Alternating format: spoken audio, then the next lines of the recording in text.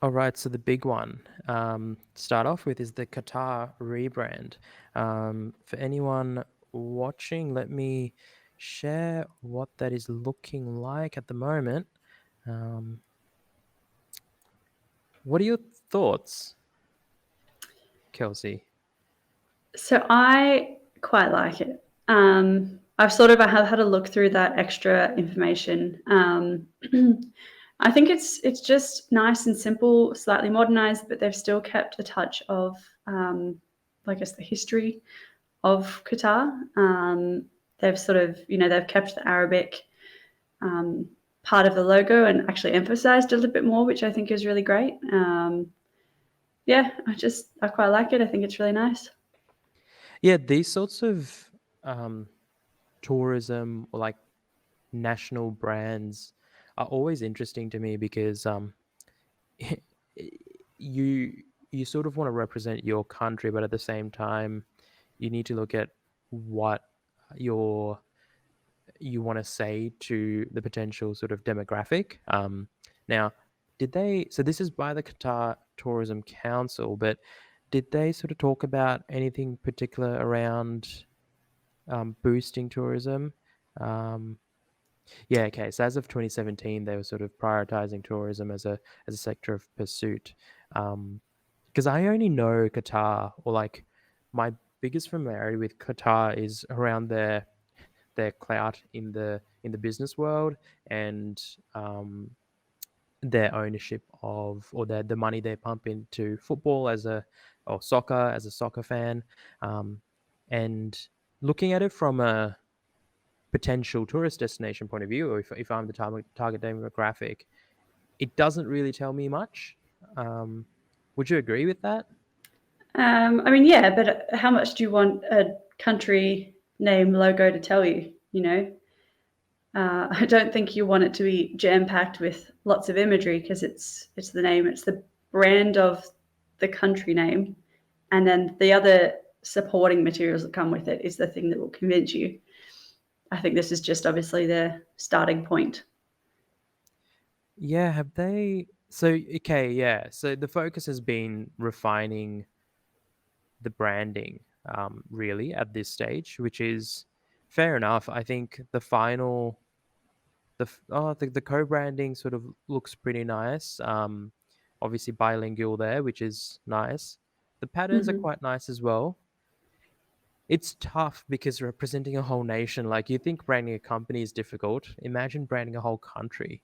Yeah, it would be impossible. I do want to note these ones that are on the screen at the moment for people that are watching the video.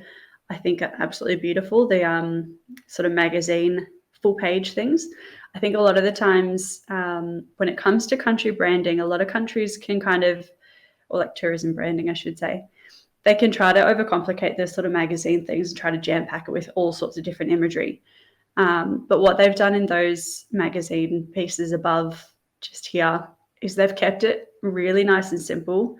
I love that they've got some sort of modern architecture that's it's still got that traditional feel, and you can sort of still tell it's that kind of country.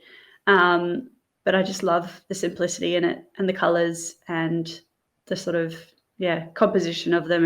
I just think it's beautiful. Yeah, while I didn't necessarily buy the logo, um, I want to visit Qatar now.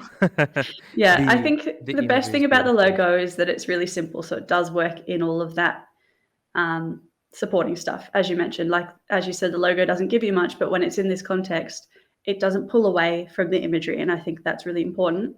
And I also love, as I sort of mentioned, they've still got the Arabic and they've highlighted the Arabic and also kept the English. And I think sometimes that can look complicated because there's two different things going on, but they've done it really nicely and it ties in really nicely.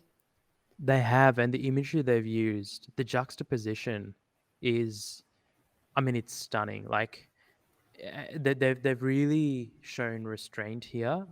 Getting these photos would have been not a small task, not an easy task. I'd be very surprised if these didn't require a lot of editing in post to sort of get this. Like if it whether what they're showing, especially in what we're looking at the moment with sort of a boat and an amazing modern skyline in the back, and then um, uh, uh, some sort of wild animal in the desert. It's it's the kind of thing that I would think is hard to just photograph, that you need to sort of manipulate in post. But what it accomplishes is, I think, a really fantastic message around showing restraint. We've talked about it a fair few times around simplifying things and sort of condensing things as much as possible. And they've then supported with the taglines that again are smart, is probably the best way I can put it. It's succinct, it's intelligent, and it's just letting the imagery do the talking. Particularly things like 1400 years of art in one day is sort of tells you a lot more than you would think 6 or 7 words can tell you. Um, Hmm. so they've, yeah, I guess I'm taking back everything I said at the start. it, though I guess, yeah, it doesn't mean that the logo says more. It just, I think, means that I'm just conceding. I think that it overall they've done a very good job, and it's a reminder to look past just the logo and look at Yeah, the I was going to whole. say it's an important lesson, I think, in when you're talking about logos, understanding that a logo is just one part of the brand. And it is really important that your logo doesn't need to communicate absolutely everything. It just needs to represent one thing and work well within the rest of the branding and the supporting collateral that comes with it. Because once you've got that entire picture together, it works and it's great. Yeah, exactly. And it's sort of about the execution overall rather than the logo by itself. Because in a lot of instances, it's how you pull that whole representation off that matters.